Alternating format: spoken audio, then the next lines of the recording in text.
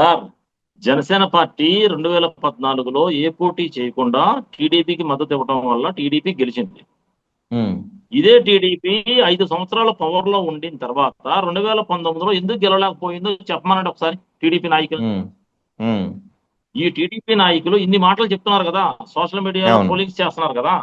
ఉమ్, ఉమ్, 2019లో వీళ్ళు ఎందుకు ఓడిపోయారు ఓకే. చెప్పమనండి. ఉమ్, ఇప్పుడు కూడా ఉమ్, చెప్తున్నాం. ఉమ్, జనసేన లేకపోతే చంద్రబాబు నాయుడు గారు అరెస్ట్ అయిన 52 డేస్ తర్వాత కూడా ఉమ్, మ్యూట్ లోకి వెళ్ళిపోయిన తెలుగుదేశం పార్టీ రాదు రాదు రాదు. ఓకే. ఓన్లీ ఉమ్, జనసేన అనే పార్టీ ఉండబట్టి జగన్మోహన్ రెడ్డి కేడర్ను ఎదిరికించి పోరాడి నిలబడింది మేము.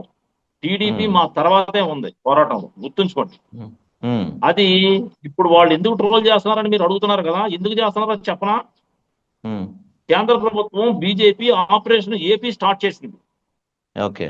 ఆపరేషన్ ఏపీలో భాగంగా ఉమ్, మహారాష్ట్ర లాగేశారు, బీహార్ ఉమ్, లాగేశారు. ఇప్పుడు ఆంధ్రప్రదేశ్ లో ఉన్న చంద్రబాబు నాయుడు గారు ఉమ్, కేంద్రంలో పదవి తీసుకుని, ఆయన విజనరీ నాయకుడు కాబట్టి ఆయన విజన్ ఆంధ్రప్రదేశ్ తో ఆగిపోకూడదు, మొత్తం ఉమ్, భారతదేశం అంతా ఉండాలి.